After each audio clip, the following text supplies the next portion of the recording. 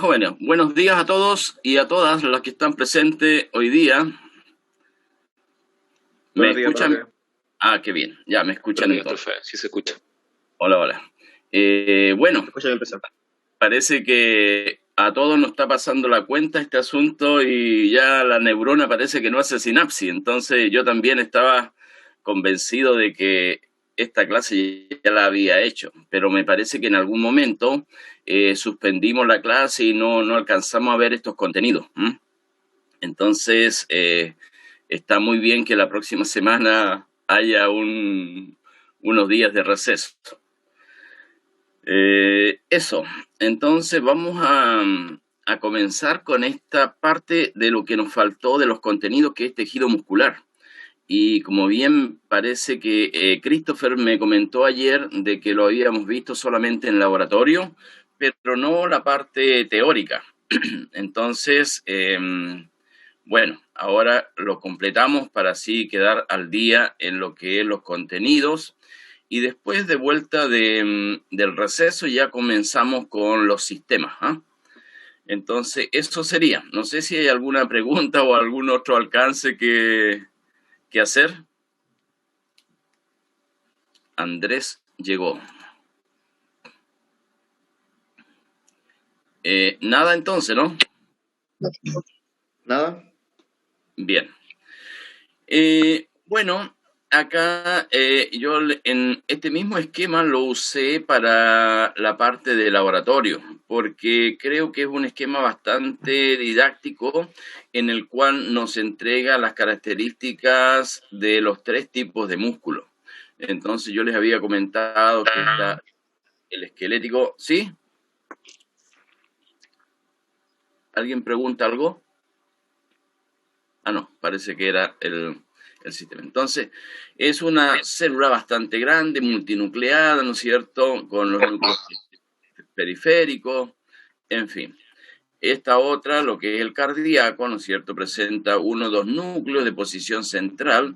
Lo común a estos 2 tipos de células es que presentan estas estriaciones blancas y oscuras, o líneas oscuras o líneas blancas, que luego vamos a ver que corresponde a la unidad sarcomérica, ¿ya?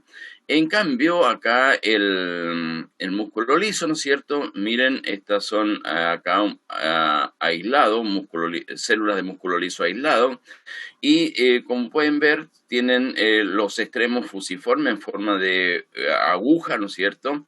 Y solamente la posición central donde está el núcleo es donde hay una mayor cantidad de citoplasma.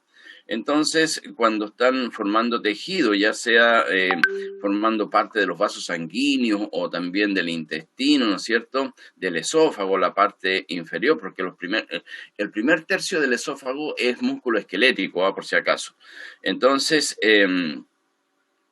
allí se anastomosoman, o anastomosan, mejor, esa es la palabra, una detrás de otra, ¿no es cierto? Y entre medio de ello podemos encontrar fibras colágenas como también fibras elásticas, dependiendo del órgano en el cual esté este músculo liso, por ejemplo, en el útero, ¿ya? Eso. Entonces, son las características generales del tejido muscular. Y acá, en estas diapositivas ya de muestra de músculo, ¿no es cierto? Acá lo tenemos en sentido longitudinal, esto es a gran aumento, se ven los núcleos, incluso en algunas células se pueden alcanzar a ver algunos nucleolos, ¿no es cierto? Pero no es muy, no son muy prominentes. Y acá está sin tinción y en la parte inferior con tinción. Y en el lado derecho tenemos el corte transversal. Estos serían, el lado izquierdo sería en sentido longitudinal y acá en sentido transversal. Acá, como ustedes pueden ver, algunas de las células presentan núcleo, pero esto ya lo hemos dejado claro con respecto a que en algún momento este corte transversal atraviesa por células que en la cual la posición del núcleo no está, y eso es que el por qué se ve de esta forma. Entonces acá tenemos en hematocilina eosina lo mismo, pero en sentido transversal, ¿ya? Luego tenemos lo que es el músculo liso, la ultraestructura. Acá tenemos dos fotografías, microscopía electrónica de barrido, perdón, de transmisión, sí, esto es transmisión, no es barrido, en donde podemos ver que presenta un Golgi pequeño, retículo endoplasmático también pequeño, los ribosomas están libres acá, ¿no es cierto?, formando el retículo, filamento de actina, miosina e intermedio, ya. Esta es una característica, los filamentos contráctiles, miosina y actina, es una condición o son filamentos contráctiles que están presentes en los tres tipos de músculo. Si bien es cierto, la diferencia está en que la forma como se organizan dentro de la célula es distinto. Ya veíamos en el esquema anterior que en el caso del esquelético y el caso del cardíaco, ¿no es cierto?, forman esta estructura sarcomérica. Pero acá en el músculo liso no lo presentan de esa forma, sino que están estas proteínas contráctiles dispuestas en forma de red. Creo que luego tenemos una diapositiva para que más o menos se entienda esa disposición, ¿no es cierto? Entonces las actinas están enmarañadas entre sí con la miosina y los filamentos intermedios. Entonces cuando llega el estímulo y posteriormente al retículo y la liberación de calcio, ¿no es cierto?, estos filamentos se contraen, entonces la actina se desplaza sobre la miosina y de esa forma se produce la contracción. En el caso de este músculo liso, la relación de actina es de 12 actinas por una miosina, ¿ya? Y también presenta en unas estructuras en el citoplasma, acá que apenas se alcanza a ver algo, son las famosas llamadas caviolas, que son unos invaginaciones de la membrana celular del músculo liso, que es por donde ingresa el estímulo, ¿no es cierto?, para liberar el calcio en el retículo endoplasmático y así producir la contracción de las proteínas contráctiles. Si afinan un poco el ojo, ¿no es cierto?, por acá podemos observar en la superficie de la membrana estas hendiduras llamadas caviolas. Incluso acá tiene una C, y si siguen las flechas van a ver una pequeña protuberancia hacia el interior del citoplasma. Entonces esas estructuras son las llamadas caviolas, ¿ya? Entonces eso podemos hablar de la ultraestructura del músculo liso. En cuanto a su histofisiología, nosotros acá, y otra cosa importante con respecto a las muestras que tenemos acá, el músculo puede estar, especialmente en lo que es los intestinos, ¿no es cierto?, puede estar en sentido longitudinal, como se ve acá en la figura superior con Arcian Blue, y también en sentido transversal. Entonces, entre medio de esas fibras musculares transversales e incluso también en la longitudinalidad, también se pueden encontrar vasos sanguíneos, como ser pequeñas vénulas y capilares, ¿ya? Porque también este tejido necesita nutrirse constantemente. Y dentro de la histofisiología, ¿no es cierto?, nosotros ya sabemos que está sujeto al control voluntario, es una contracción lenta pero más larga, más sostenida en el tiempo. El desplazamiento semejante al sarcómero es de la actina sobre la miosina, y la contracción se inicia con la presencia de calcio, como les comentaba. Este calcio se une a la calmodulina y activa la ATPasa en la miosina y produce la translocación del filamento de actina. Este es el mismo principio que vamos a ver luego cuando se desplaza la actina sobre la miosina en el sarcómero, ¿ya? La única diferencia es que nosotros acá teníamos 12:1, pero en el esquelético tenemos 6:1. Entonces, rodean las actinas y de esa forma se desplaza sobre la miosina. Otra cosa importante que quería de esta diapositiva es en relación, y seguramente ustedes cuando hicieron o están haciendo fisiología, ¿no es cierto? Siempre nosotros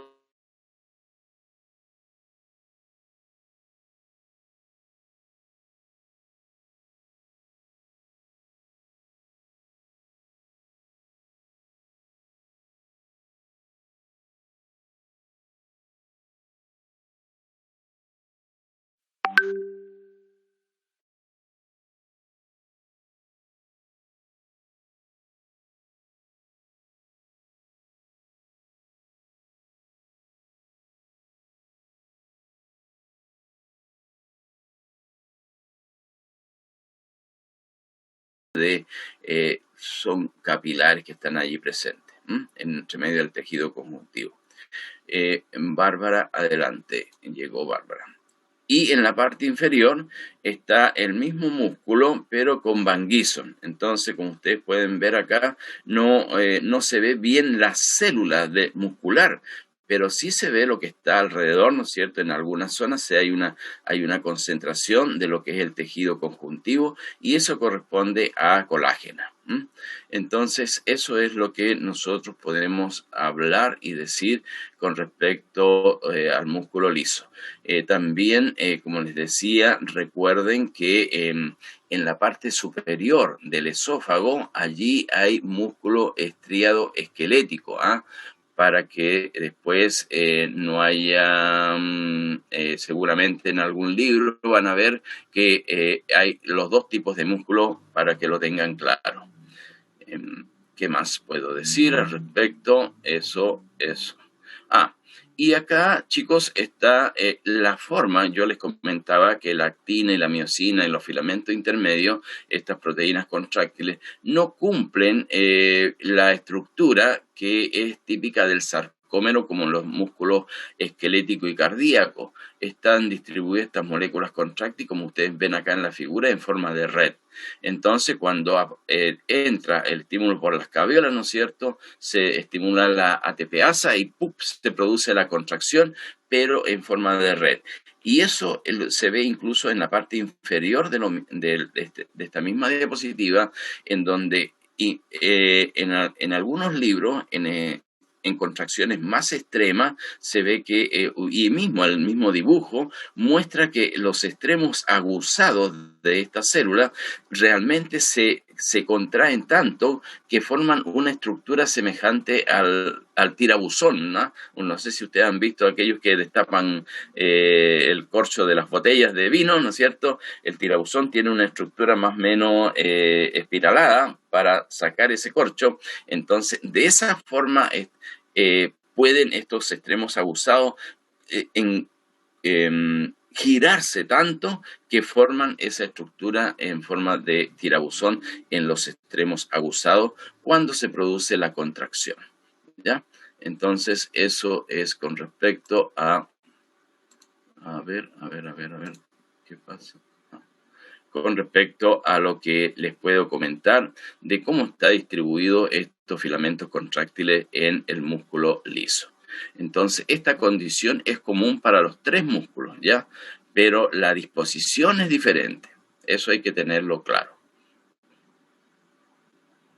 Bien. ¿Alguna pregunta con respecto al músculo liso?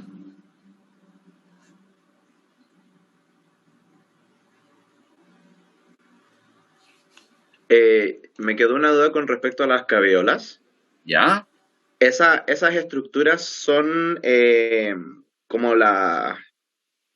No sé cómo decirlo, pero es como, cumple como la misma función que tienen los túbulos T en los otros músculos. Exactamente, esa sería la función de las caviolas. Y son parte de la membrana celular, ¿ah? Ya, profe, pero ¿y en qué se diferencian Que los no, túbulos T de las caviolas? ah, recuerda que los túbulos T, ¿no es cierto?, es el punto de unión de ambas células y por allí ingresa el impulso, ¿no? El estímulo, perdón. En este cambio es parte de la membrana, no es una confusión de membranas. Ah, ya entendí, profe. Muchas gracias. Vale. Ya. Bien. Y bueno, ahora vemos lo que es el músculo estriado, ¿no es cierto? Estriado esquelético. Y acá hay un esquema, ¿no es cierto? Allí para imaginarnos un músculo que, no sé, pues puede ser el deltoide, el bíceps, el tríceps, ¿no es cierto? Pero lo que a mí me interesa acá es tener en claro, incluso acá le puse unos numeritos para que se entienda, cómo está distribuido el tejido conjuntivo o fascia también en algunos libros, ¿no es cierto? Y cómo se distribuye al interior del músculo. Y recordemos que en algún momento habíamos dicho de que por ese tejido conjuntivo que ingresa, ¿no es cierto?, es por donde se va distribuyendo los vasos sanguíneos también. Entonces, en la parte externa es el epimicio, ¿no es cierto? El día de ayer, sí creo, no sé, ya varios días atrás, no sé, no me acuerdo, habíamos comentado que en el caso del tejido nervioso hablábamos de epineuro, perineuro, endoneuro, pero en este caso hablamos de epimicio, perimicio y endomicio, ¿ya? Y sí, es simplemente el tejido conjuntivo, ¿no es cierto?, que primero rodea el músculo, después ingresa al interior del músculo y luego el mismo tejido conjuntivo puede rodear a una célula, a un manojo de células, ¿no es cierto?, en lo que es el endomicio. Entonces, eso es para que quede un poco claro. Bueno, esto también ya lo habíamos hablado, son células multinucleadas, largas, cilíndricas, 10 a 20 milímetros. Mire qué tan grandes son estas células. Los núcleos también periféricos se disponen paralelamente y la irrigación a través del tejido conjuntivo, lo que acabo de explicar un poco. Entonces, acá en el esquema inferior, allí está el músculo, ¿no es cierto?, en sentido longitudinal, y allí vemos, ¿no es cierto?, cómo los vasos sanguíneos van irrigando este tejido muscular. Y por supuesto, tiene que haber bastante irrigación porque necesita, ¿no es cierto?, constantemente la contracción. Y en esta diapositiva tenemos lo que acabo de comentar, pero ya desde el punto de vista histológico, no de lo que es un esquema, y podemos ver claramente las fibras musculares en sentido transversal en la diapositiva del lado izquierdo superior, ¿no es cierto? Y estos espacios en blanco que ustedes ven acá corresponde al tejido conjuntivo y allí, ¿no es cierto? Miren, acá vemos un capilar, que es un vaso sanguíneo, acá también vemos otro capilar, y eso lo vemos inmediatamente por el hecho de que alcanzamos a ver, ¿no es cierto?, glóbulos rojos. Al lado también hay otro capilar, acá hay otro, que pueden estar en sentido longitudinal, transversal, estos vasos sanguíneos. Esto es entonces el músculo cortado en sentido transversal. Y en la parte inferior está en sentido longitudinal. Entonces, acá vemos los núcleos de disposición periférica, ¿no es cierto? Es una célula multinucleada y entre medio estos espacios blancos corresponde al endomicio. Lo mismo acá, una imagen más ampliada del músculo en sentido transversal al lado derecho, en donde vemos ya con bastante claridad, miren acá el perinicio, ¿no es cierto? Entonces, cómo ingresa y también cómo distribuye esto, los vasos sanguíneos, por entre medio de este tejido conjuntivo, ¿no? Entonces, esto es desde el punto de vista histológico lo que nosotros podemos ver en una muestra y lo que específicamente en la muestra de lengua nosotros tendríamos que haber visto esta estructura en sentido transversal y en sentido longitudinal y para ello, ¿no es cierto?, partiendo desde afuera desde lo que es el epitelio hacia el interior para ver esta disposición celular de la musculatura estriada esquelética. Eso es con respecto a este músculo. Bueno, y si hilamos más fino, vamos a la ultraestructura, vamos a ver que, bueno, y simplemente a microscopía óptica ya podemos ver lo que vemos acá en la figura inferior del lado derecho, del extremo derecho, no en esta, vemos que hay bandas claras y bandas oscuras. Entonces, esto es lo que nosotros, y se ve acá. Acá en la diapositiva de microscopía óptica nosotros alcanzamos a ver, ¿no es cierto? Miren acá las bandas claras y las bandas oscuras. Entonces, con objetivo de 400 y mejor aún, como se ve acá con aceite de inmersión, ¿no es cierto? Podemos ver las bandas claras y oscuras. Y acá está eso aún más claro, a mayor aumento, y allí en la banda clara es isotrópica o banda I también se le llama acá, ¿ya? Y la banda oscura anisotrópica o banda A. Bueno, y entre medio de la banda clara existe una línea que es la banda I, que apenas se nota acá. Entre medio de la banda clara, si afinan un poco el ojo, se van a dar cuenta que hay una línea un poquitito más oscura, que es la banda I. Entonces, perdón, dentro de la banda I. Y esa línea oscura se le denomina Z. De tal forma que entre Z y Z está la unidad estructural y funcional del músculo esquelético, que es el sarcómero. Esta estructura sarcomérica es lo que nos permite, ¿no es cierto?, el desplazamiento de la actina sobre la miosina y, por supuesto, el movimiento en la musculatura esquelética y, por supuesto, poder movernos nosotros. Al centro de la banda oscura hay una línea más clara que es la banda H, pero eso lo vamos a ver ahora en la siguiente diapositiva para entenderlo un poco. Bueno, y entre tanto, acá ya comenzamos con la ultraestructura del sarcómero. Los filamentos finos de actina están acá en la banda clara y el filamento grueso en la banda oscura, que es la miosina. Bueno, esto ya está en lo que le decía, ¿no? En la línea H solo se encuentra en la miosina, que es esta línea que se vea apenas por acá, pero tengo otra diapositiva donde acá. Esta es la unidad sarcomérica. Entonces acá lo que acabamos de hablar de las bandas claras, bandas oscuras, que de repente es un poco complejo y no se entiende, acá está a esta microscopía electrónica, no sé, está un poco más claro.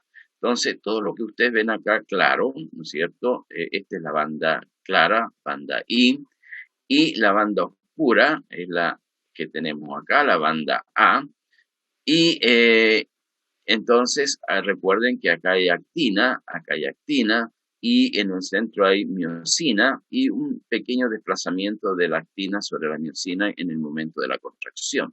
E incluso luego vamos a ver algunos modelos de cómo se produce la contracción. Entonces, y si afinamos un poco el ojo, vamos a ver que en el centro de la banda oscura hay una banda H que es un poco más clara, que es esta, donde estoy pasando el cursor, y luego al centro de esta banda H hay una banda oscura que es la banda M, ¿ya? Entonces, eso es la unidad estructural y funcional de músculo estriado esquelético, que es el sarcómero, ¿ya? Entonces, eso es lo que nosotros tenemos que tener claro con respecto a cómo está estructurado las proteínas contráctiles en este tipo de músculo. Bien, ¿qué otra cosa? Acá, bien, no sé si hay alguna pregunta, por favor, de repente me he hablado mucho. Adelante, por favor, ¿alguna pregunta?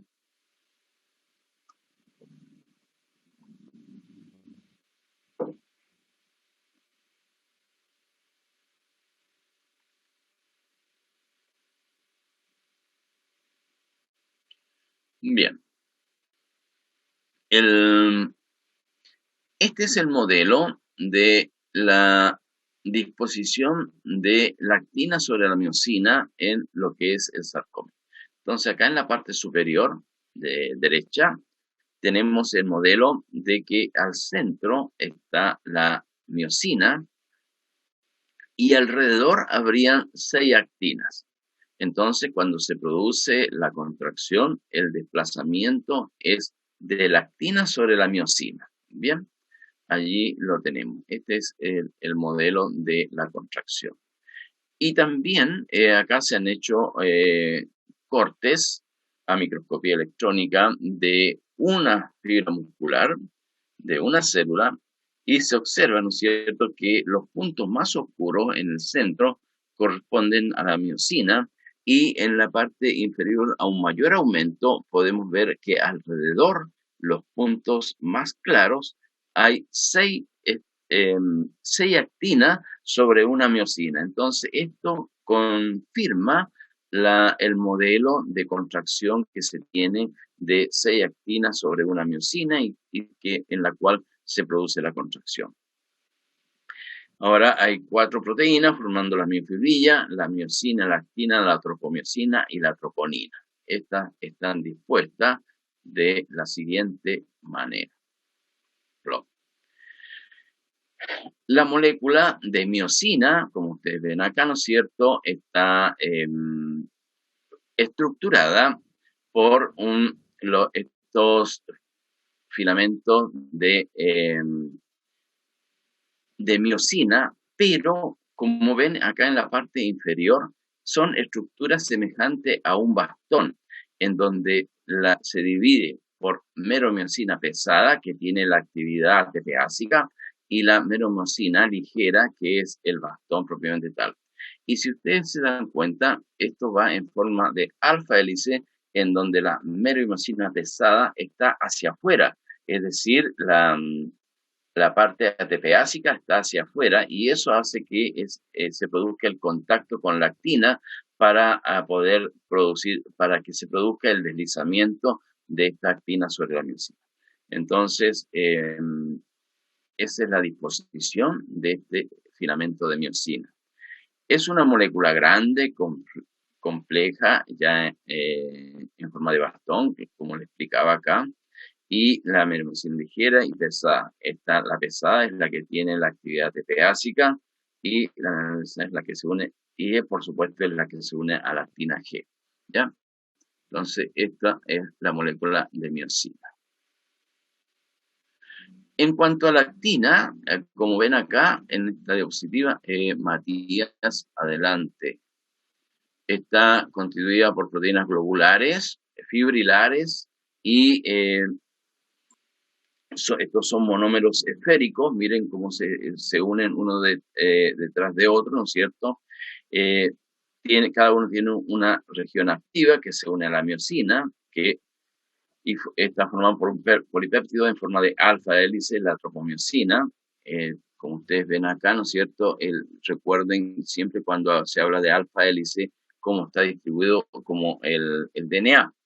Recuerden que la hebra de DNA está en alfa hélice, entonces de la misma forma está esta distribución. Y acá se ve en la figura, ¿no es cierto?, cómo va distribuido. Y la troponina está constituida por 3 subunidades, troponina I, C y T, que está acá, ¿no es cierto? Allí se ve cómo están la I, la C y la T, están dispuestas ahí la troponina. Entonces, esta es la molécula de actina que se monta sobre la miosina para producirse la contracción. Y acá está la teoría de los filamentos interdigitizados interdigitados deslizantes. Entonces, acá usamos los dos conceptos que tenemos les comentaba recientemente, de la molécula de ATP y de ADP, que con la liberación de un fosfato se produce esta condición energética. Y en este caso, para el desplazamiento, como ustedes ven acá en este esquema, ¿no es cierto?, está el, el unirse a la actina, la meromicina pesada, ¿no es cierto?, está en función de la liberación y aceptación de un fosfato. Entonces, cuando el fosfato se libera, se une en forma de ADP y después cuando lo acepta, se produce el golpe, es decir, el desplazamiento de la actina y después nuevamente se adhiere el fosfato y queda en forma de ATP. Entonces, ese es el movimiento o la forma como se ha descrito del desplazamiento de la actina sobre la miosina. Los filamentos finos y gruesos, claro, esto es lógico, en direcciones opuestas. La actina se desliza sobre la miosina, separación gradual de la banda H, disminución de la banda I y la del sarcómero. Por supuesto, esto está en función de este esquema superior, lo que se explica en la parte inferior, ¿no es cierto?, porque primero está abierto y cuando se contrae, ¿no es cierto?, desaparece la banda H.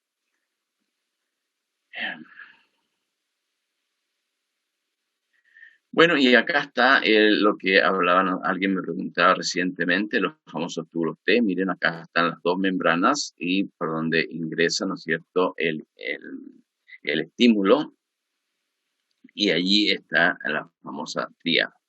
Esta es una membrana celular con glucocáliz. El sarcolema en el fondo es la membrana, ¿no es cierto?, y allí está el sistema tubular que envuelve a las miofibrillas.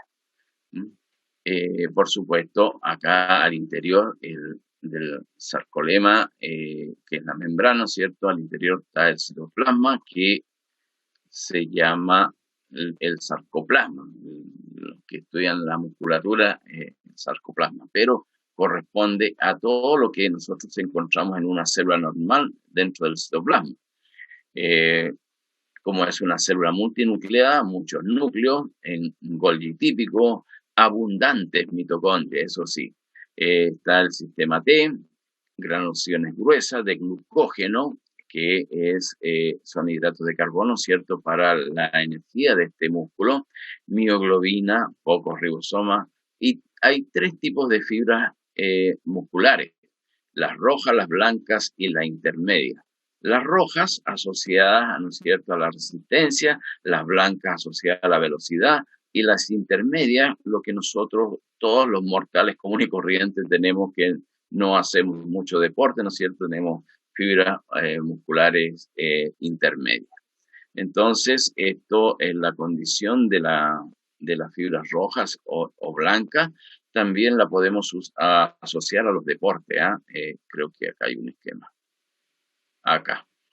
En las fibras rojas tienen un alto contenido de citocromos, mioglobinas y mitocondrias, una contracción lenta. La fibra blanca, baja cantidad de citocromos, mioglobina y mitocondria, contracción rápida e intermitente. Y la fibra intermedia, como su nombre lo indica, una mezcla de las dos. Entonces, acá incluso podríamos tomar como ejemplo un deporte. Imaginémonos que tomemos el atletismo. Y si ustedes recuerdan aquellos maratonistas, ¿no es cierto?, los que tienen, no sé, que correr kilómetros y kilómetros, la cantidad de fibras rojas que deben tener es bastante. Entonces, ellos cultivan este tipo de fibras rojas. En cambio, aquellos que hacen, ¿cómo se llama esta cosa de velocidad? Creo que son los 100 metros planos. Yo no soy muy experto en atletismo, pero sirve un poco para ejemplizar estos ejemplos. Entonces, acá este individuo debería tener fibras blancas. ¿Cómo se llama hay un atleta que ganó no sé cuántas medallas por su velocidad, e incluso creo que hasta el día de hoy no le han logrado quebrar su récord. ¿Cómo se llama este niño? Eh, eh, bueno, ya me Usain olvidé. Bolt, no, pero Usain Bolt Eh, puede ser. bueno, Bolt. ese, ese mismo individuo, ese sí. Entonces, este individuo, como es muy rápido, tiene que tener fibras blancas para correr lo más rápido posible y llegar a los... Y como les decía, las fibras media las tenemos nosotros, todos nosotros.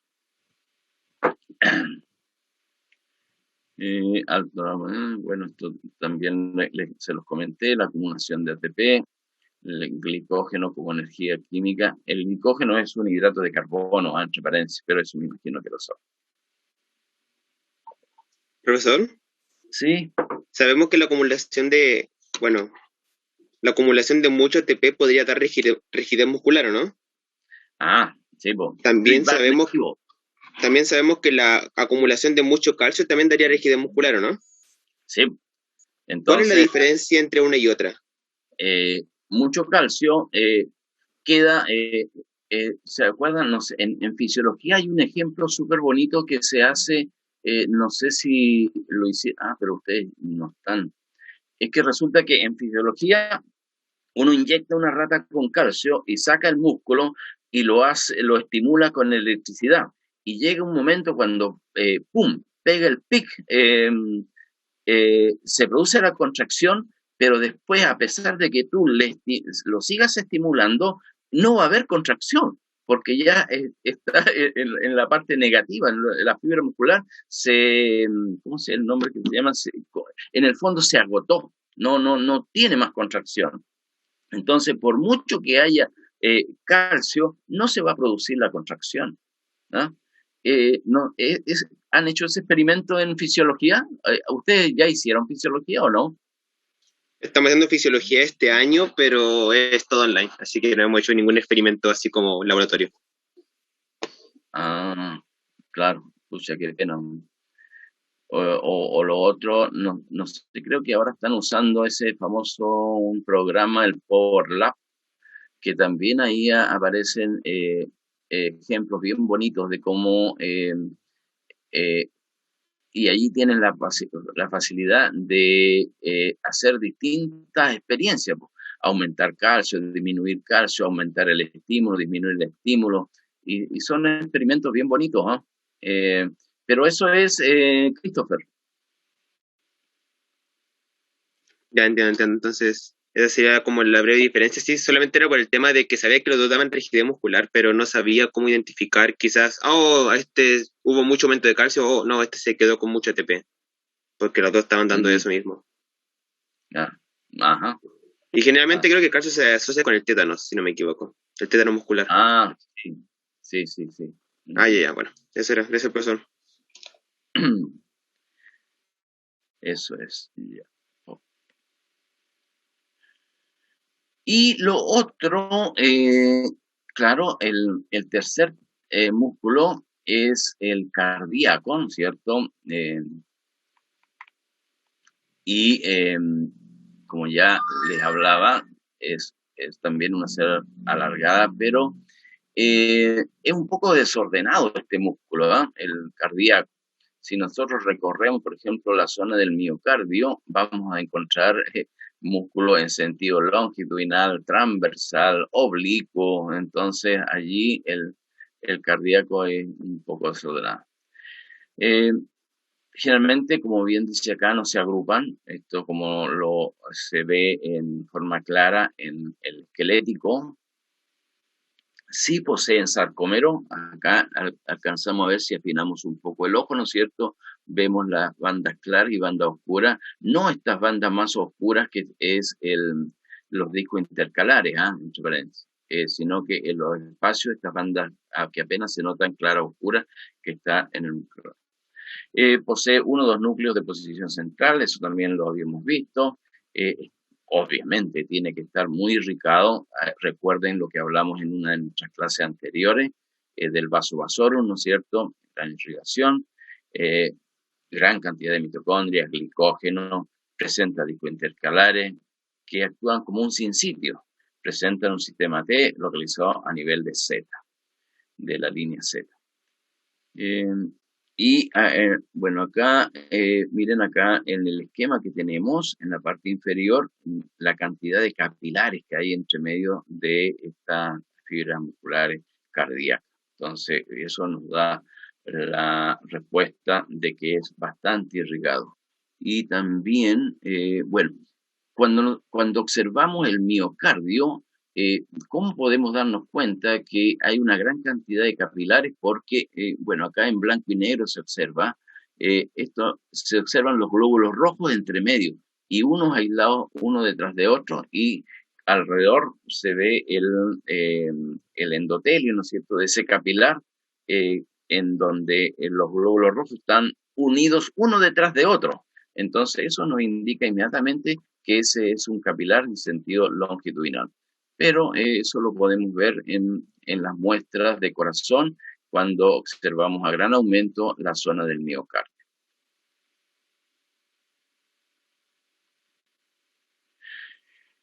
Y acá en la histología, ¿no es cierto?, vemos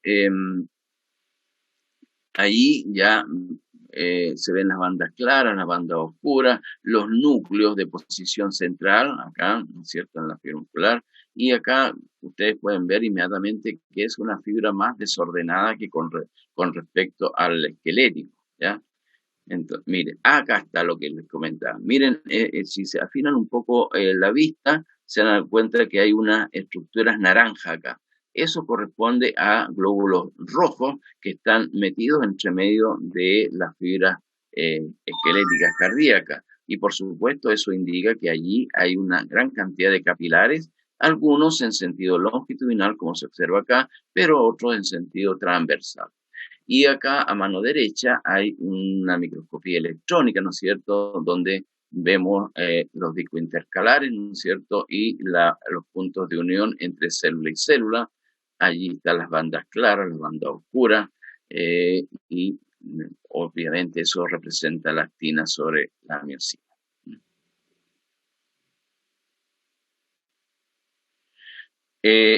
Acá simplemente para diferenciar lo que es pericardio, miocardio y endocardio.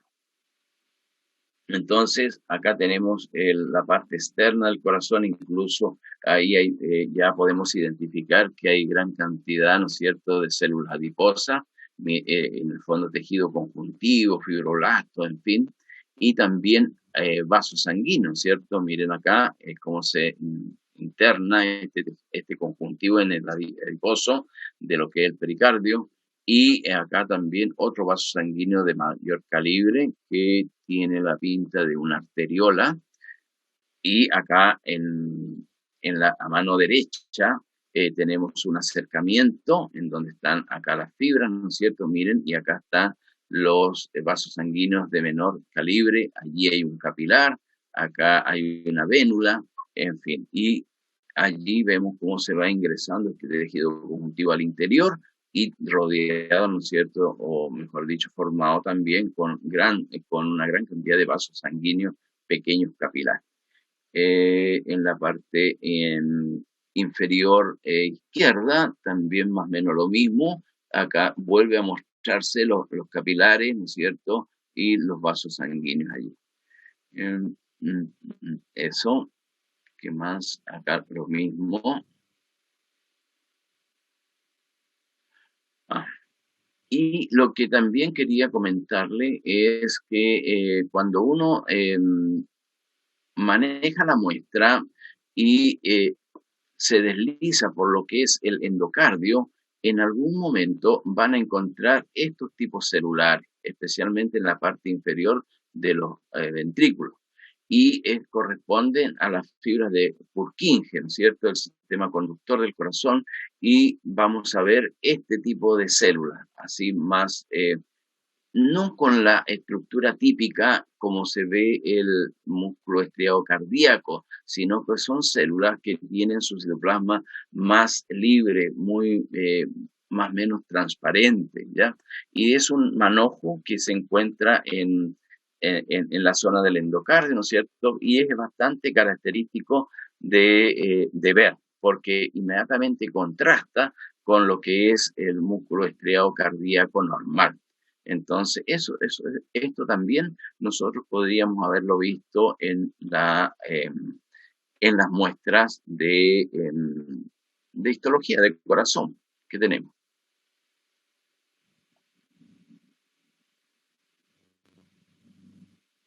Y eso. Esto, lo que es sistema cardiovascular, esto tampoco lo hemos visto, ¿no?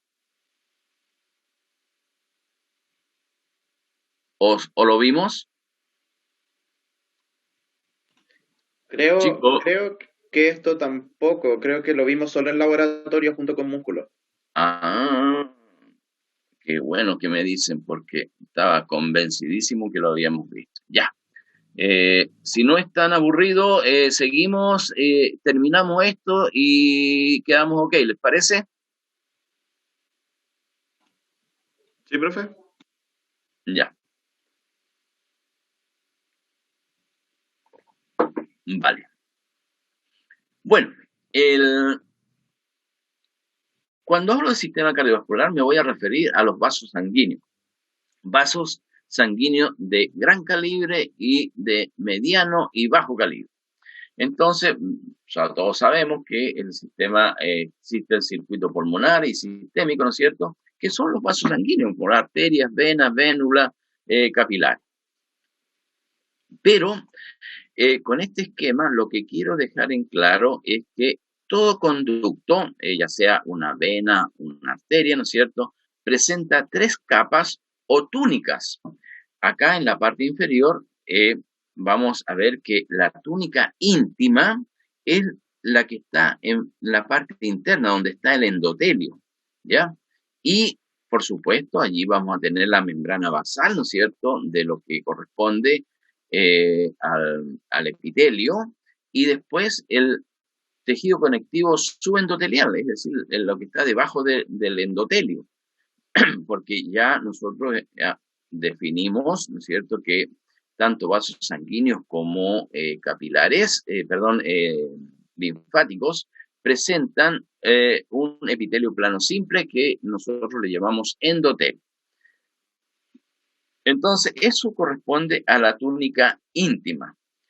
Pero luego tenemos una túnica más gruesa, que es esta que está acá, que como les decía anteriormente, está formada de músculo liso, y eso es la túnica media. Y por fuera, que hay tejido conjuntivo, es la túnica adventicia, ¿ya? En algunos libros le llaman a esta túnica íntima la túnica epitelial, otra la túnica muscular y la otra la de tejido conjuntivo. Pero es exactamente lo mismo. La túnica íntima, media y adventicia tiene la misma, tiene los mismos componentes, o sea, tiene los componentes diferentes, solamente cambia el nombre, ¿ya? Entonces, eso lo tenemos que tener claro con respecto a cuando queramos definir algún conducto, algún vaso sanguíneo, que puede decir la zona epitelial, la zona muscular y la zona de tejido conjuntivo, y se va a entender que corresponde a la estructura de las tres túnicas de un vaso sanguíneo común y corriente. Bien, entonces, en el caso de los grandes vasos sanguíneos como las arterias, existe una elástica interna y también una elástica externa. Esta condición de principalmente la elástica interna va a hacer que nosotros posteriormente podamos diferenciar una arteria de una vena. ¿Por qué? Porque cuando se sacrifica el animal, esta elástica interna se contrae y al contraerse se produce un levantamiento del epitelio o del endotelio, ¿no es cierto?, del vaso sanguíneo, y hace que esto tenga una protuberancia y forme estructuras serpenteadas. Entonces, eso se produce después de la muerte del tejido y se puede observar fácilmente a histología, y es una de las características por las cuales nosotros podemos diferenciar una arteria de una vena. Y lo otro también importante es la consistencia de la muscular. En el caso de las arterias, ¿no es cierto?, esta consistencia de músculo liso es mayor con respecto a la de las venas. Bien. Y lo que le decía, en los grandes vasos sanguíneos, en las grandes arterias, por ejemplo la muscular, tenemos una elástica externa. ¿Ya? Ahora, la otra situación importante que les quería comentar, que ya lo mencioné anteriormente en el caso del corazón, es que hay vasos sanguíneos que llegan a estos grandes vasos sanguíneos, en particular al corazón, ¿no es cierto? Y a ellos se les llama vaso vasorum o vaso de los vasos. Como también hay nervios que llegan a los vasos sanguíneos. Entonces, con este esquema podemos darnos cuenta de cómo está constituido un vaso sanguíneo, ya sea una arteria o una vena, con las salvedades que les he comentado en relación a la muscular, en relación al endotelio, en fin, pero que lo vamos a volver a ver en las siguientes diapositivas. Bien, no sé si hay alguna pregunta con respecto al esquema este. ¿Profe? ¿Sí? ¿Qué era la túnica íntima? ¿Era de epitelio plano simple? Más lo que es el tejido conectivo subendotelial y más la membrana basal. Ya, profe, gracias. Esta es la túnica íntima. ¿Ya?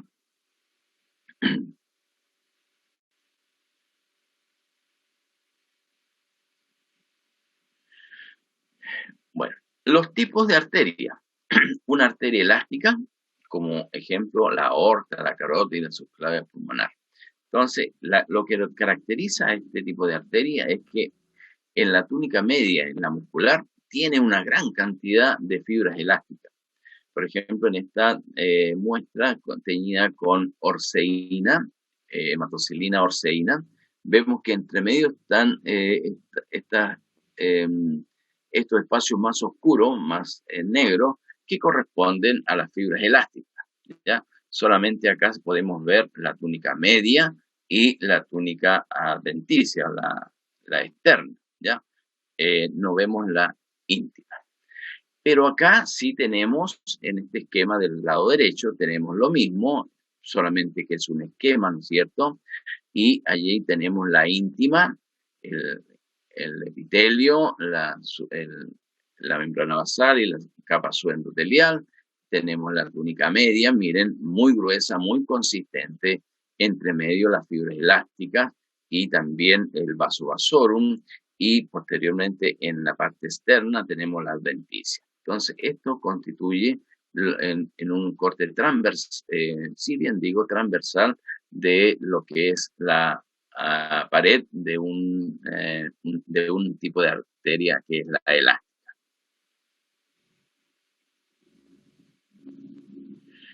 Y acá tenemos la arteria muscular, que puede ser la humeral o la renal.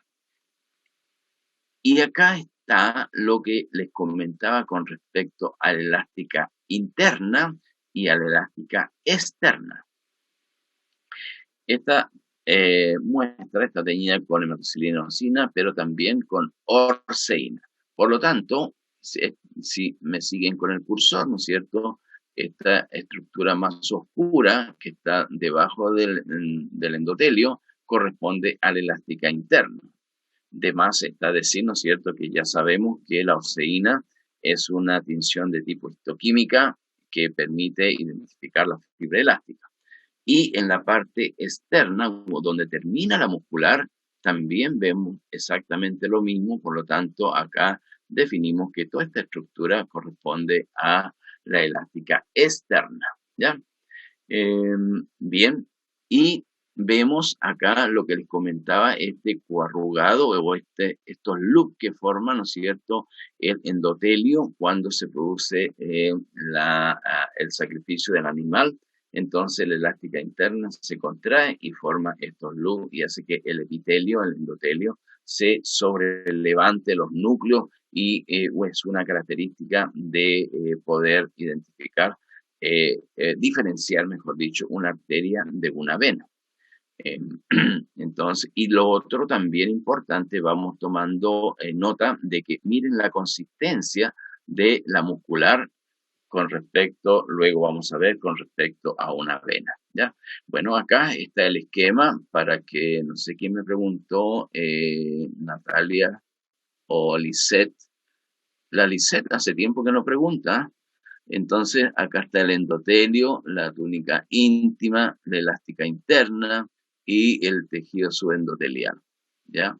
Luego está la túnica muscular, está consistente, y la túnica adventicia, acá afuera, miren la cantidad de vasos sanguíneos que hay en la parte externa, y acá hay tejido adiposo, ¿ya? El músculo liso, ya les decía que está constituido, ¿no es cierto?, en la túnica media, eh, colágena de tipo 3 envolviendo, ¿no es cierto?, este músculo liso, cuando estas fibras se anastomosan. En algunas hay elástica externa, en este caso se ve adventicia compuesta de tejido conjuntivo y vaso vasoro, que es lo que vemos acá. Eso es con respecto a la arteria muscular. Y acá tenemos dos vasos sanguíneos, y de acuerdo a lo que les he comentado, ¿alguien se atreve a decir cuál es la arteriola y cuál es la vénula? La arteriola es la que está superior y la vénula es la que está en inferior. Muy bien, muy bien. ¿Por qué, Christopher? ¿Por qué tomaste esa decisión? Porque la arteriola está mucho más turgente que la vénula, por obviamente la forma, el epitelio que está teniendo, Ya, y también porque, bueno, vemos que la vénula tiene como parte de, si no me equivoco, glóbulos rojos, sí. tiene sangre y todo eso que se ve mucho más característico que en la arteria. Ujú. Y Y también la cantidad de músculo que se ve, como es muy distinta. muy bien, exacto. Entonces, acá ya podemos usar lo que nosotros hemos comentado, ¿no es cierto? Miren, la presencia, a pesar de que es una arteriola, tiene elástica interna, por lo tanto, miren el levantamiento del endotelio, de los núcleos del endotelio. Entonces, esa es una primera característica. Segundo, la luz del tubo, el orificio. Miren este orificio, que es bastante mayor. Y miren las células endoteliales que conservan lo que es el epitelio plano simple, ¿ya? Entonces no se produce este levantamiento de dos características. Lo que dice Christopher sí es cierto. En algunos libros mencionan que una de las características para diferenciar una arteria de una vena es la presencia de glóbulos rojos en su interior. Pero a través del tiempo me he dado cuenta que tanto arterias como vénulas, como venas, también tienen, ambas tienen glóbulos rojos, tienen sangre, ¿ya? Quizás, no sé, pues mi opinión es que no es una característica muy clara para poder diferenciar una arteria de una vena. Pero sí es importante la consistencia de la muscular. Miren acá, se dan cuenta que a pesar de que es un vaso sanguíneo de menor calibre, pero en la muscular es más consistente, ¿no?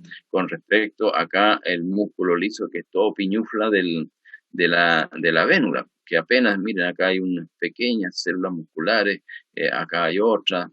Entonces, esa diferencia también se debe tener en cuenta, ¿ya? Muy bien, eso es, qué bueno que por lo menos con la explicación se pueda dar cuenta cuál es un vaso sanguíneo y cuál es el otro vaso sanguíneo, ¿ya? ¿Alguien tiene alguna duda, alguna pregunta con respecto a estos jóvenes?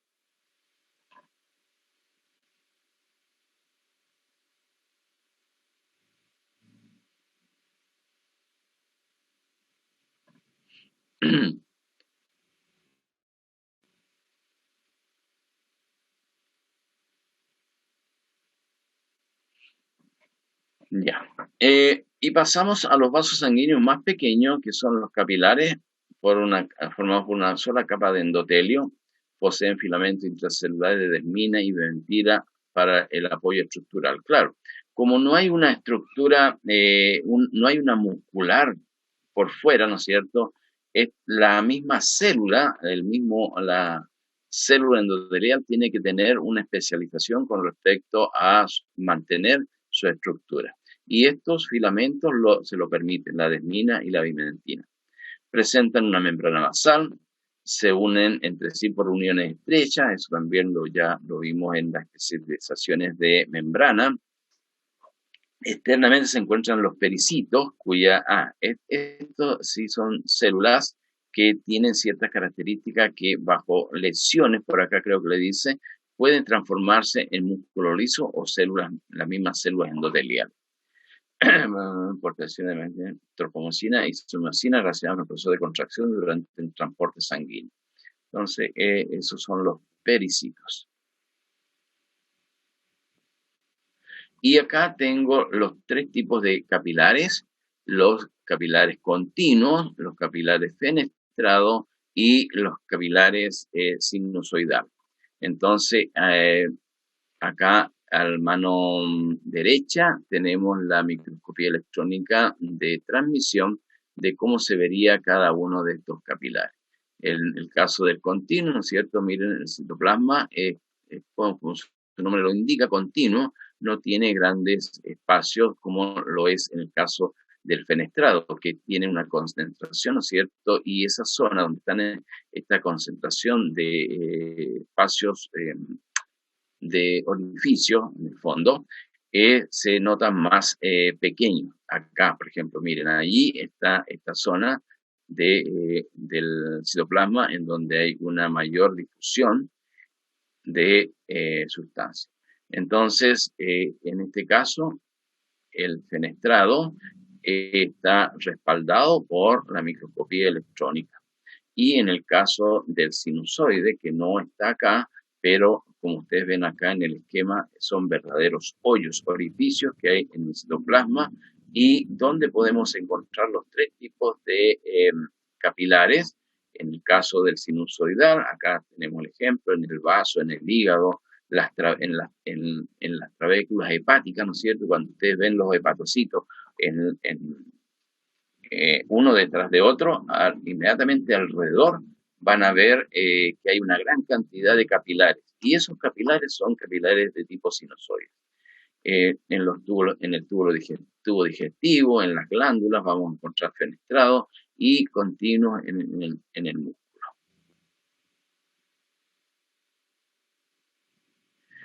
Y luego tenemos las venas, ya son vasos que traen sangre al corazón, su diámetro es mayor, la capa muscular elástica poco desarrollada, mayor cantidad de tejido conectivo en la adventicia, por si acaso. Esa es otra característica que se me pasó de comentar. En el caso de las venas, el conectivo o la adventicia es mayor que en el caso de las arterias, ¿no? Mayor tamaño, rodea de músculo liso, envejecido, paredes permeables, emisión de leucocitos.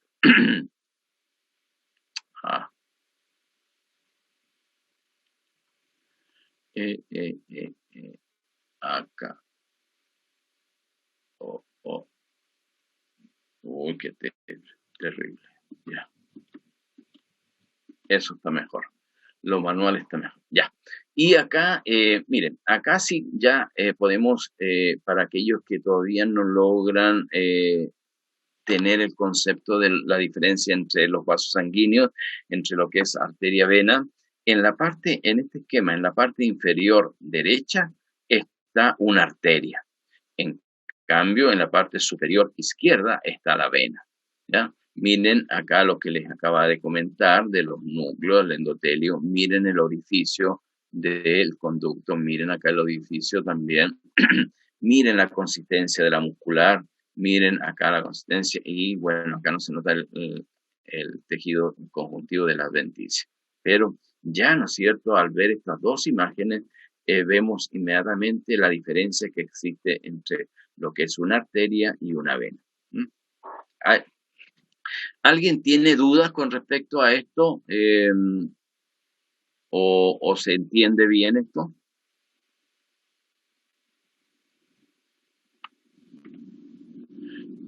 Mayor aún esto, acá más claro, porque se tomó una arteria y una vena. Las venas grandes puede ser la cava, la pulmonar, renal, ¿no es cierto? Mire, en la parte inferior, en lo que corresponde al número 2, es la vena.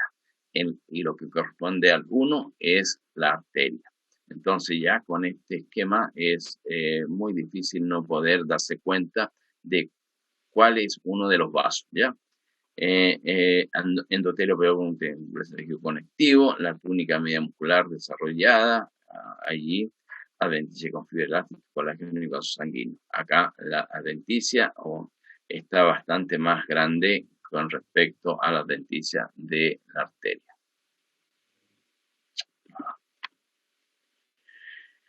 Y luego tenemos el corazón como un vaso sanguíneo desarrollado, ¿no es cierto? Ya eso lo hemos visto bastantes veces y allí están los sistemas sistema conductor del corazón, no seno auricular, aurículo ventricular, lo que les comentaba, las fibras de Purkinje, ¿no es cierto? Lo que nosotros podemos ver si recorremos la zona del endocardio, en fin. Y el corazón dividido por endocardio, miocardio, pericardio, que ya eso lo comentamos. Acá está en el endotelio, está el tejido subendotelial, que es tejido conjuntivo. En la parte inferior, el músculo cardíaco, con lo típico que hemos visto, los núcleos centrales, las bandas claras, bandas oscuras, los discos intercalares y característica de lo que es el endocardio, formado por endotelio, tejido conectivo, subendotelial, fibras elásticas, fibroblastos dispersos, capa subendocárdica de tejido conectivo laxo con las fibras de Purkinje, el que corresponde al sistema conductor del corazón, eso claro, el miocardio, capa media y gruesa de tejido muscular cardíaco, no, ya todo esto ustedes lo saben, ¿no es cierto? Están los famosos marcapasos, el epicardio, capa externa limitada por el mesotelio. El mesotelio, como ya lo vuelvo a mencionar, es el mismo epitelio plano simple, pero que cubre cavidades serosas. En este caso está por fuera, ¿ya? Tejido conectivo laxo, nervio, ganglio y vaso sanguíneo. Ya. Y con eso, chicos, ya no los aburro más, no los canso más. Esta parte de lo que me faltaba de músculo, los 3 tipos de músculo y lo que es vaso sanguíneo, teóricamente quedo al día. ¿O me falta alguna otra cosa? Creo que de materia atrasada sería eso. Quizás es la materia del miércoles que no se pudo hacer, que usted dijo que le íbamos a recuperar hoy día, pero estamos recuperando la materia anterior. Sí, pero démonos un descanso, tranquilo chicos, y comenzamos con las pilas puestas, de vuelta del receso. Que el 14. También, claro, que también estoy un poco cansado, no sé por qué, ya parece que es la vejez también. Otra cosa, Fernando, si estás por ahí, vayan programando la segunda prueba, ¿ya? Porque yo creo que la segunda prueba tenemos materia suficiente para ello y podríamos ver lo que es sistema respiratorio en la segunda prueba. Y después todos los otros sistemas, reproductor, digestivo, ¿qué más? Lo podríamos dejar para la tercera prueba. Entonces, ¿qué entraría para la segunda prueba? De atrás para adelante, el respiratorio, vaso sanguíneo, músculo y ¿qué más? No hemos evaluado. Ya me olvidé.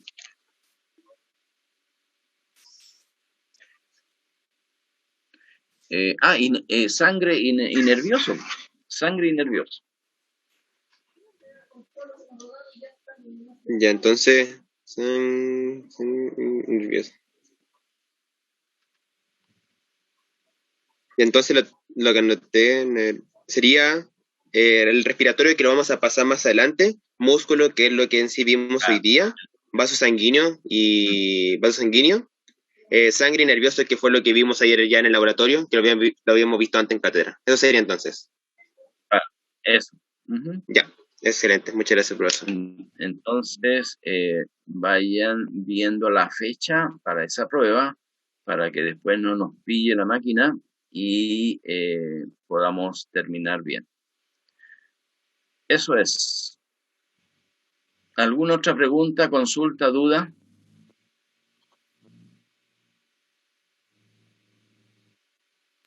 Yo, profe, tengo una Máximo, consulta que Ujú. le quiero hacer desde el año pasado, que es Ya. con respecto de los capilares. ¿Ya? ¿Hay alguna forma con alguna tinción o algún tipo de microscopía que no sea la de transmisión con el que yo pueda diferenciar los tipos de capilares? No lo conozco. Yo personalmente no, en este momento no podría. Es que solamente sé que por la funcionalidad que ellos tienen, por ejemplo, los sinusoides, yo sé que están en el hígado, pero también sé que en la parte superior de lo que rodea la cápsula, también hay otros tipos de capilares que no son sinusoidales. Entonces, diferenciar en una muestra de hígado eh, un tipo de capilar y el otro, microscópicamente o mediante un marcador, no lo podría hacer hasta donde yo conozco. Lo que sí podría utilizar podría ser un anticuerpo que me logre discriminar entre el citoplasma de un capilar sinusoidal y un capilar fenestrado, por ejemplo. De esa forma podría yo diferenciar, pero así a buenas y primeras, con una tinción común y corriente, como es la hematoxilina eosina, sería bien difícil, yo diría que prácticamente imposible, pero sí con un anticuerpo que me permita marcar uno u otro. Eso podría hacerse máximo. Ya, profe, muchas gracias.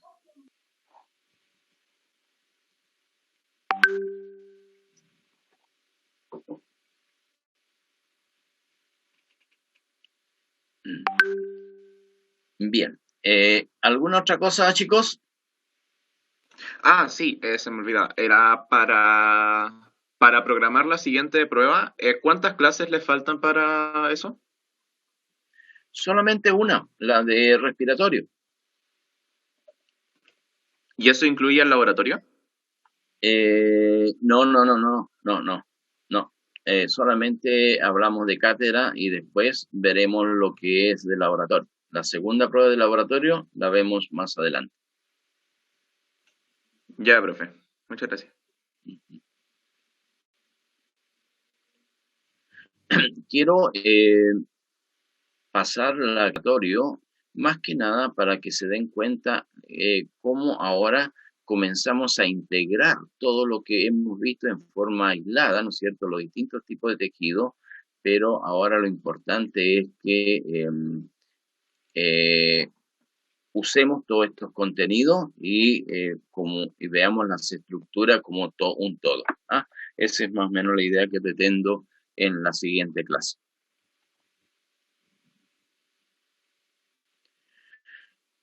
Ya, chicos, si no hay ninguna pregunta, consulta, duda, reconozco que no ha sido una clase muy amena. Hemos avanzado un poco rápido, pero espero nadie me hizo muchas preguntas. Espero que haya quedado claro lo que hemos visto. Y eso, buen descanso nomás.